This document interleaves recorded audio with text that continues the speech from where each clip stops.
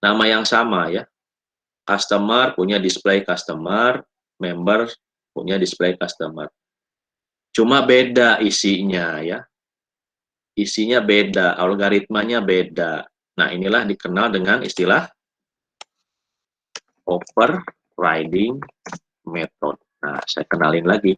Overriding method itu adalah metode yang sama dengan bapaknya, ya, metode anak yang namanya sama dengan nama bapaknya, tapi algoritmanya beda. Bisa sama, bisa juga sama gitu. Tapi biasanya sih beda. Kalau sama ngapain di override ya? Jadi si display customer info itu metodenya sama. Contoh ya, bapaknya itu atlet renang, anaknya juga atlet renang, punya metode renang atau swimming gitu ya. Tapi bapaknya baru juara tingkat provinsi gitu ya. Itu ya. Anaknya bisa juara ASEAN dulu lah ya. ASEAN, SEA Games. Nah, metodenya sama, swim. Tapi kan algoritmanya beda. Mungkin anaknya lebih cepat. Teknik anaknya berbeda dengan teknik bapaknya. Nah, itu namanya overriding method. Ya. Jadi metode di overriding. Jangan ketukar sama overloading. Hati-hati ya. Kalau overloading itu dalam satu kelas punya metode yang lebih dari satu, namanya sama. Itu namanya overloading ya. Kalau overriding itu beda kelas. Ya, itu terkait tentang metode anaknya namanya sama dengan metode bapaknya. Pak, customer bisa punya anak berapa? Silakan bebas, tak terhingga. Ya, customer bisa punya anak yang banyak. Contoh misalnya member pun punya anaknya yang banyak. Misalnya apa? Misalnya yang sering kita dengar-dengar itu ada platinum member ya. Tuh. Jadi ada yang eh member yang istimewa ya, gitu ya. Ada platinum member ya. Bisa juga misalnya banyak ya, ya. Ada misalnya apa? Gold member. Waduh, ini nih paling spesial nih. Biasanya nih sebulan puluhan juta dia ininya ya. Belanjanya ya. Kalau platinum mungkin ya jutaan ya. Kalau ini mungkin bisa puluhan juta. Nah, ini gimana gambarnya ya? Gambarnya ya sama seperti ini ya. Kemudian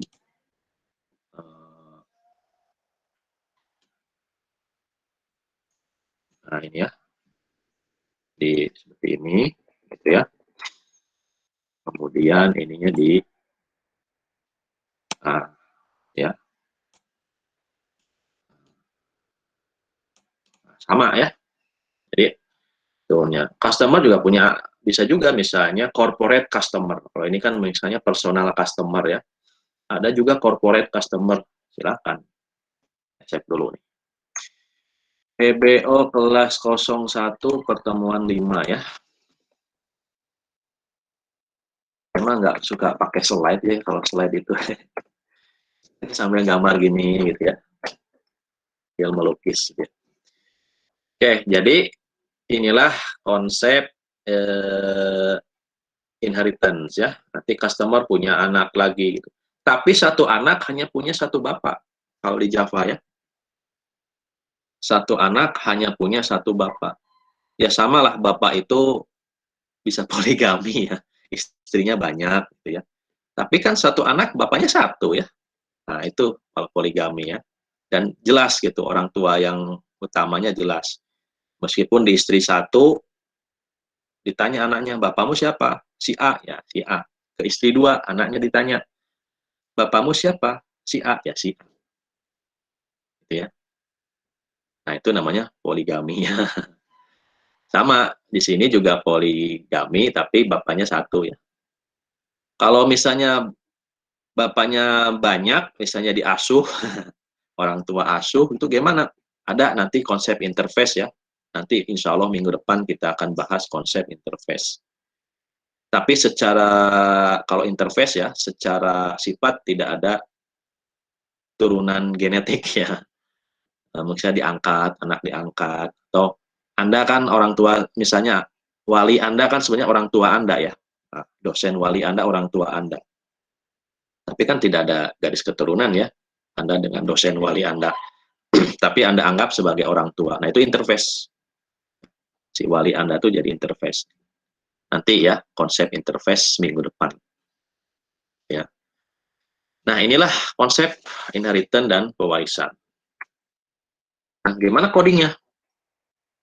Codingnya, ya oke, kita bukalah Eclipse. Nah, Eclipse ya. Silakan sambil buka juga Eclipse Anda ya. Saya share yang satunya ya. Stop sharing, kemudian saya share yang Eclipse ya. Ininya yang kelas 01 ya. Launch. Tunggu dulu, seperti biasa.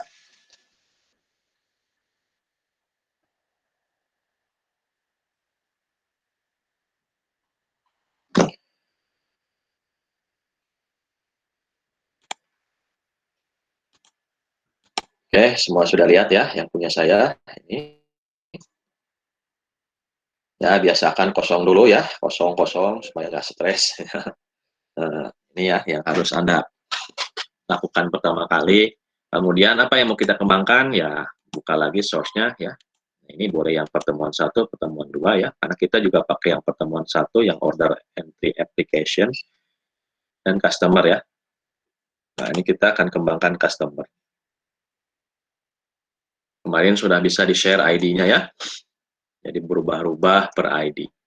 Nah, sekarang ingin ngembangin customer ini. Kita nggak mau lagi bikin kelas yang sama, tapi ininya sama, kan mubazir ya. Redundansi lah, terlalu berlebihan gitu. Ya udah, kembangin saja. Jadi di customer, nah ini kita nambah lagi nih. Package-nya ya. Pengennya beda rumah.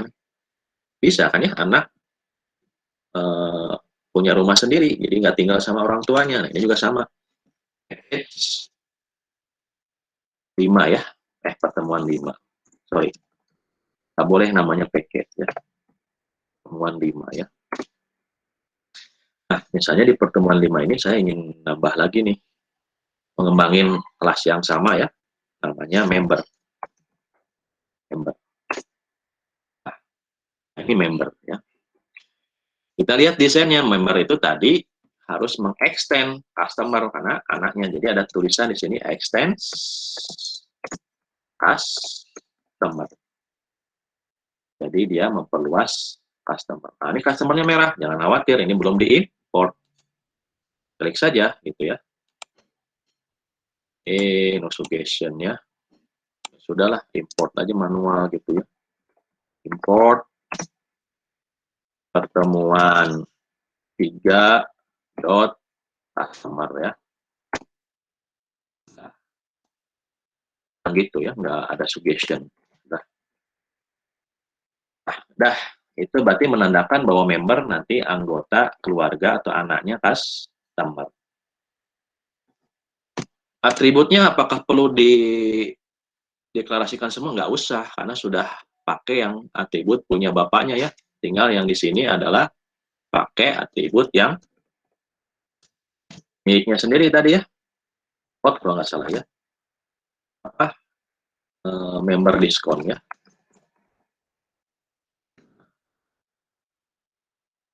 Nah, supaya yang di atasnya bisa diakses ya, ini boleh di set private ya.